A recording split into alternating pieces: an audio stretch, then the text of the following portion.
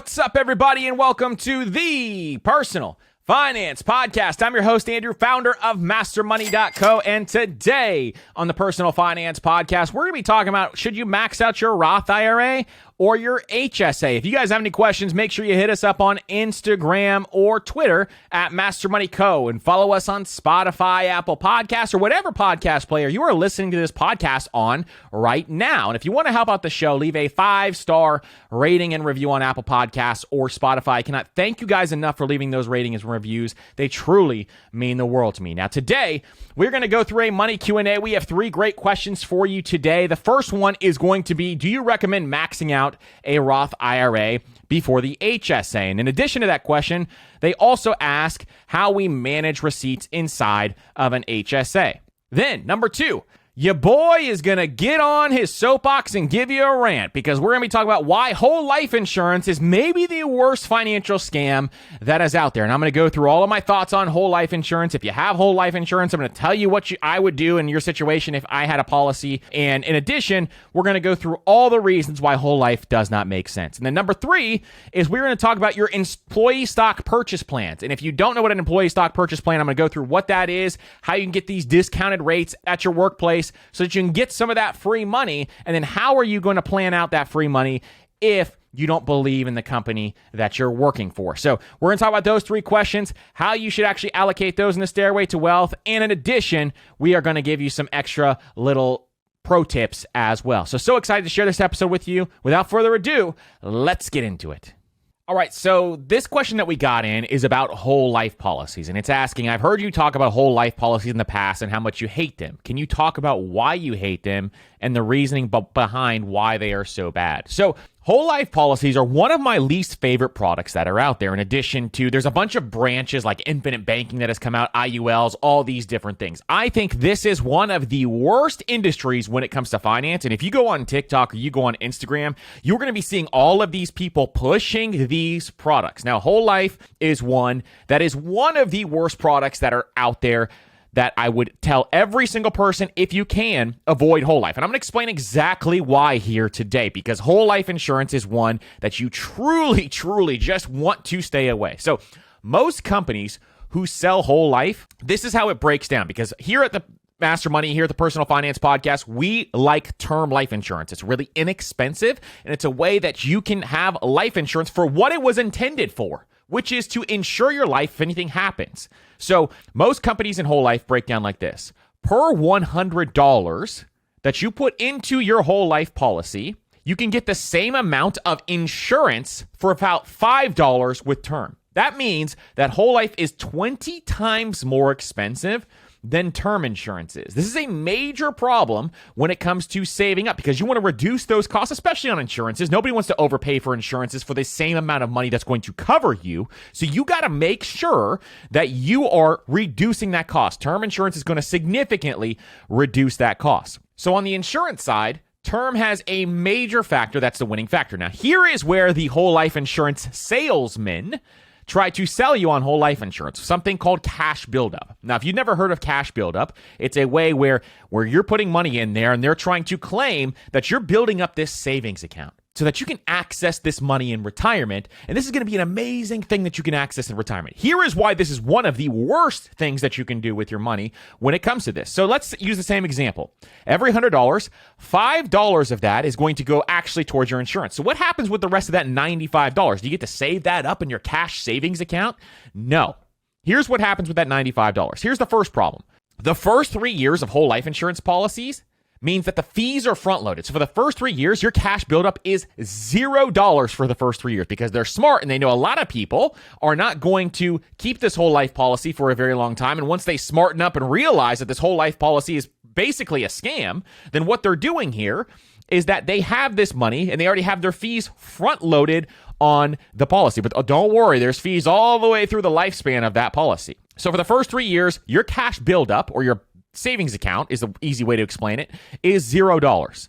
Once you do start building out that cash buildup, here's the bigger issue.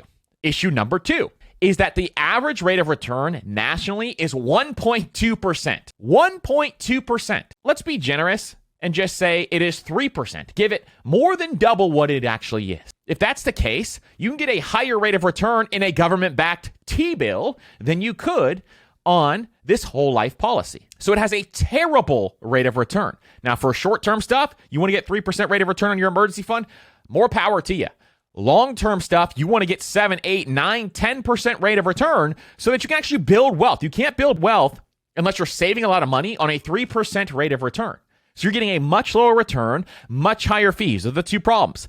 Problem number 3 comes into play when you look at this because it gets even worse. So once you have to pay that extra $95, it goes into there, it builds up over time. So say you're paying that extra $95 is going into your cash value bank account. But if you die, that money goes back to the insurance company. Your cash value buildup goes back to the insurance company, and all your beneficiaries get is the face value, which is the same exact face value that you would get with term life insurance. This is a massive problem where you've put so much money into whole life insurance and you're getting back almost nothing. They are keeping all of your money. To me, it's absolutely sickening. It's one of the things that you can hear it in my voice probably, one of the most frustrating things when it comes to finance because they are stealing money from people, in my opinion. I think this is one of the worst products of all time. And if you want to get whole life insurance, it is a great way to make sure a relative who is selling it to you is actually going to have a nice large boat that you can ride on later on in life because they're taking all of your money. So instead, what you need to do is look at things like term life insurance, for example. So term life insurance is very, very inexpensive. This is what we're talking about all the time. So term life insurance is one that you can have for a very low cost, $30, $40, $50 per month for a large policy. I'm seeing situations now where I've talked to a few people who are in retirement and they are still paying on their whole life policy, and their whole life policy is going to take their entire retirement savings, and all they're going to have left is that whole life policy. That is how much it eats away into your wealth building ability. So you got to make sure if you have a whole life policy, here's my suggestion. And if you've been paying one for a very long time, this is going to make you throw up. But my suggestion with a whole life policy, and do what you want. This is not financial advice, but this is what I would do. I would exit the whole life policy. So when you exit a whole life policy, it's going to make you throw up to see how much money you've actually been contributing to that. But at the same time, it's not going to hurt you in the long run. And instead, you'll still get that cash benefit, meaning you'll still get that amount of money that you built up on that 2% rate of return, whatever your rate of return was. You still get to keep that money at least. And then you can do one of two things. So first one is you can surrender the policy.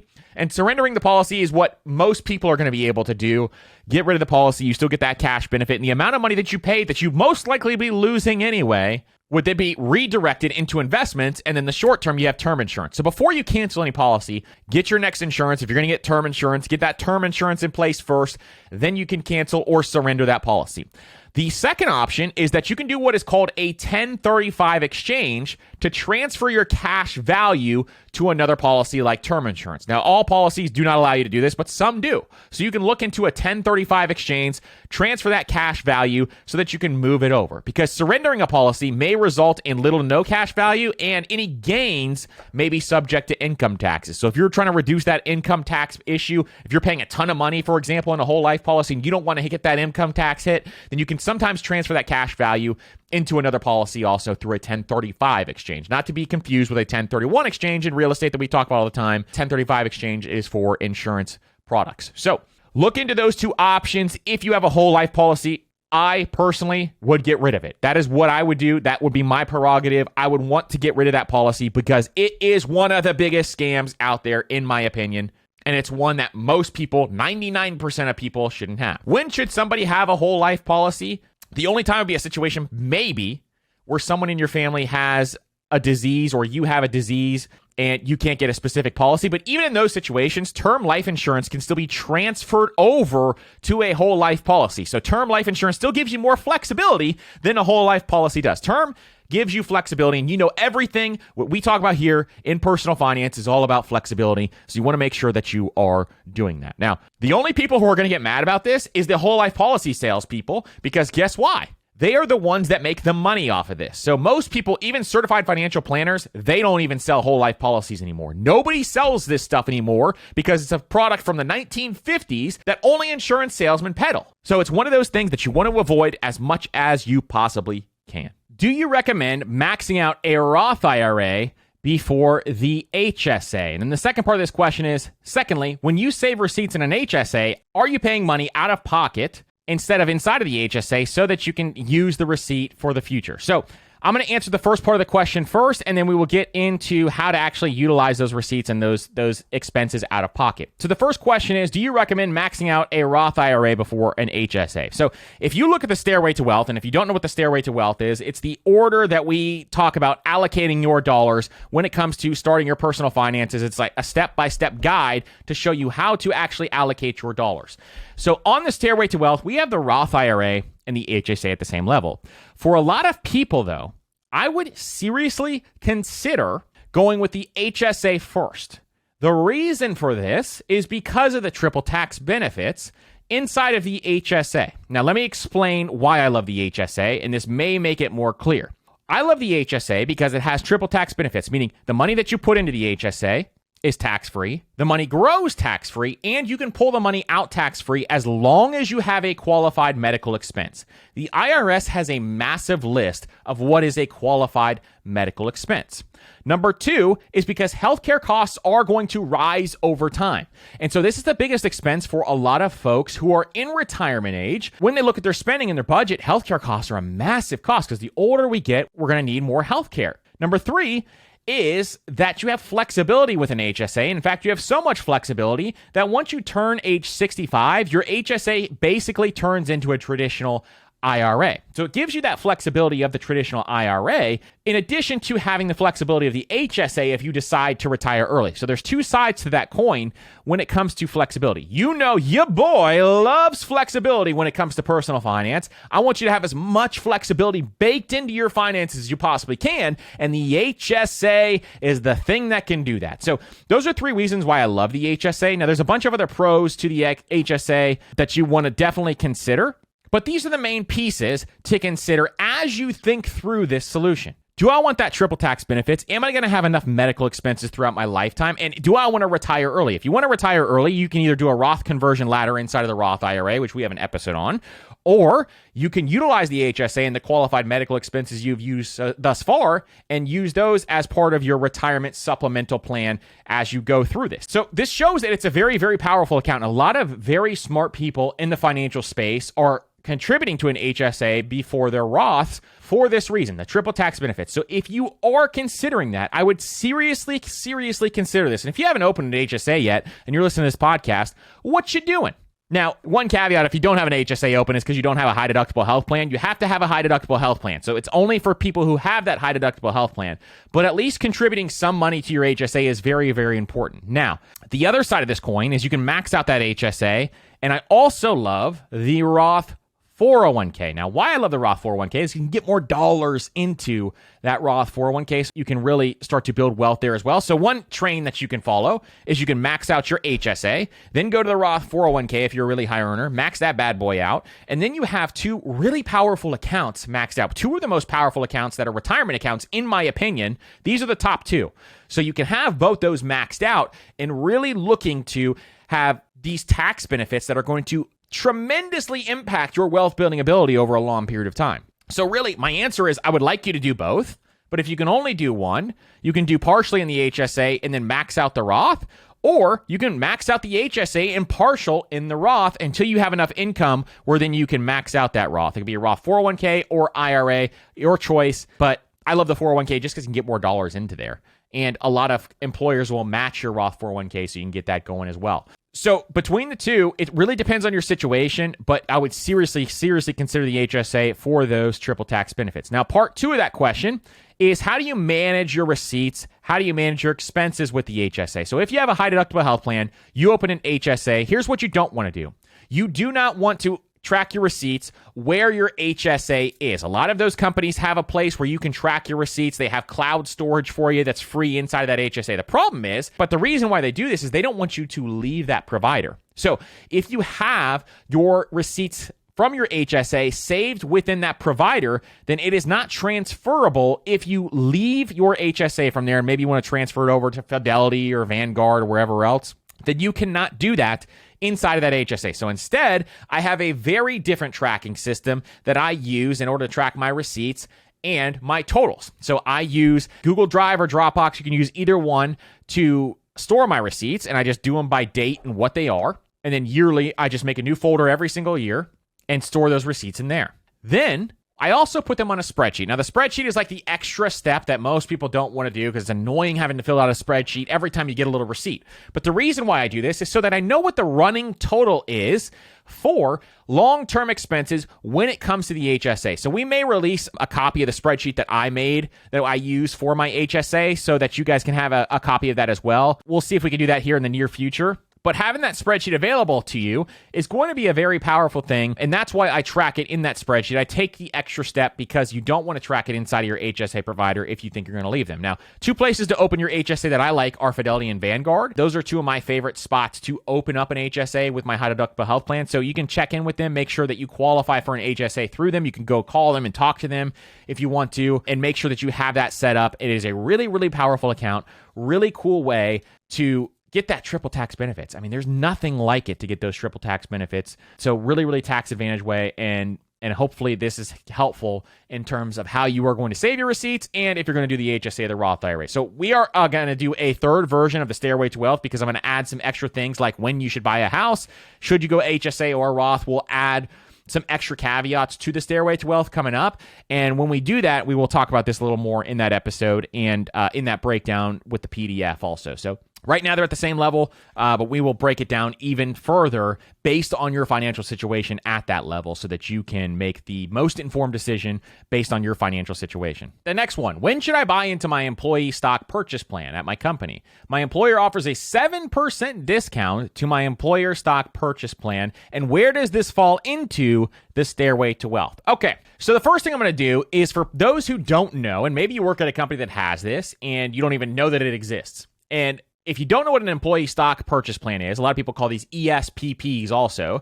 They are a way that you can buy the stock within your company at a certain price, and typically it is reduced from the actual stock price. Now, the issue here is that you're buying in individual stocks, and we know how we feel about individual stocks.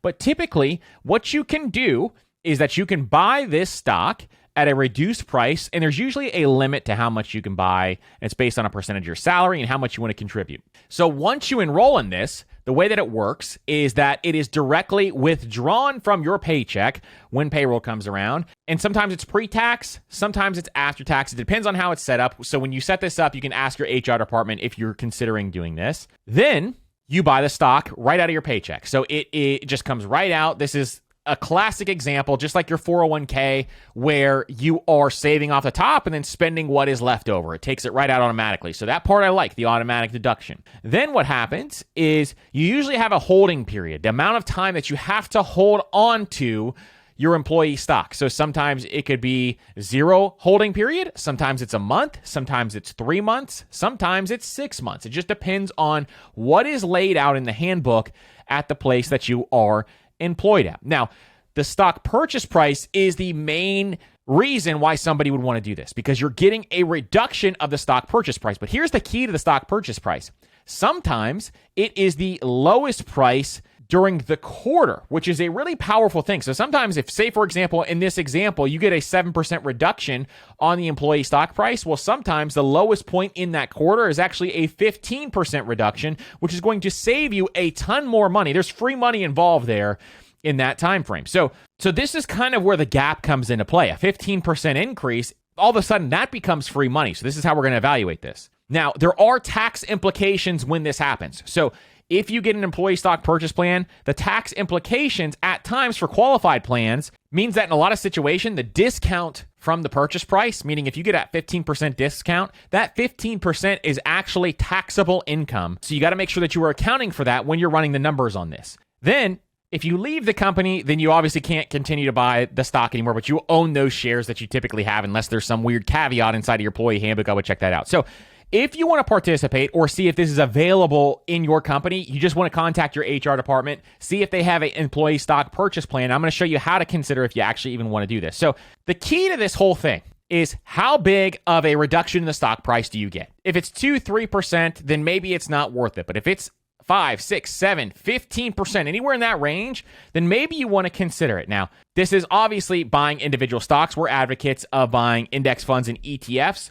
So you have to go through some of these steps and these considerations before you actually go through and buy something like this. So here's number one. If your company stock is likely going to increase over time. So you work at the company, you know how the company is operating. You can kind of see the inner workings of that company. Are they doing things that you think is going to be beneficial for that company in the long run? Now, some people can get duped with their company because they're working so hard inside of their company. They think it's the best company in the world. All the managers are really good at creating a team environment, which really the company doesn't have strong financials. So that's number two, is I want you to make sure that you look at the company's financials. If you work in that company's financial department, then you're going to understand this very well. If you don't work in the company's financial department, do you get access to financials? If you don't, and it's publicly traded, which it would be in this stock situation for a lot of people, if it is publicly traded, you can look at what is called a 10K and see the financials there to see if it's profitable. And you can see what analysts think about the stock and some of these different things also.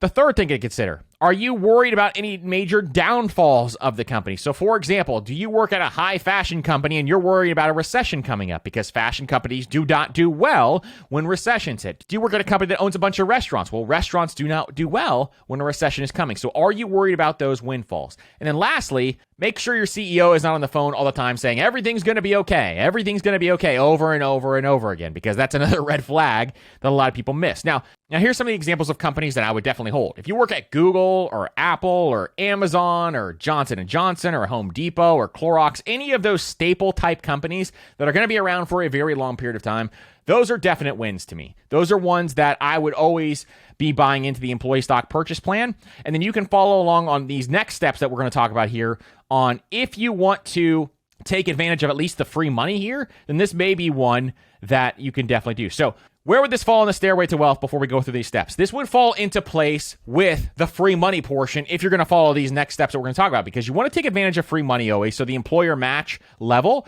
and the ESPP level could go hand in hand depending on what the fees are and the structure of your ESPP. So here is how I would handle it if you don't want to hold that individual stock. Number one is I would buy the employee stock purchase plan. I would buy into it, and I would buy the amount of shares that I could afford in the employee stock purchase plan without contradicting some of the things like investing in your Roth IRA, some of those types of things. Then I would hold it for the required time. If there's zero required time, that's absolutely amazing for you in your situation, because you're going to get this free money. You're going to get this free gap without having to worry about the required holding time, because anything could happen inside of that required holding time, where if the stock tanks, then you're holding onto these shares. But if you're going through this cycle over and over and over again, it's not going to be that big of an impact. So you're going to hold it for that required holding time. Maybe it's 30 days. Then you're going to see where the share price is during that time frame. Then you can sell those shares and then redeploy those shares into index funds, ETFs, whatever taxable brokerage you want to do, or you can redeploy them in your 401k or IRA and then reduce that taxable rate by doing so. So that's the three-step system. Buy the ESP, hold it for that time frame, and then sell it and put it into the actual assets you want to if you don't want to hold on that stock. If you want to hold on that stock, for example, if I worked for Apple, I'd be holding on to that stock for a very long period of time. Why? Because we are all addicted to phones. These things, if you're watching on YouTube, I'm holding up my phone right now. We are addicted to phones, and so that's something where I'm going to hold that stock for a very long period of time. Now, if I work at Uncle Rico's restaurant company who owns 10 different restaurants, then I'm not holding that stock for as long of a period of time. Instead, I'm going through this ESPP process where I'm going to buy it, I'm going to hold it for the time frame I have to hold it, I'm going to take that gap, that 15% increase, and then I'm going to take that and go ahead and redeploy those funds into assets that I truly believe in, like index funds, ETFs, real estate, all those things. Just know the tax implications. Talk to your CPA if you have not already about the tax implications on some of this stuff. But it's a great way to either capture that gap or buy shares of stocks at a discounted rate. So I think it's something, if you can get that free money and you can figure out how big that gap is, then it's definitely worthwhile looking into, because we always want to take advantage of free money here at Master Money in the Personal Finance Podcast. We definitely always want to be taking advantage of that. So that is a great option if you are looking through doing something like that.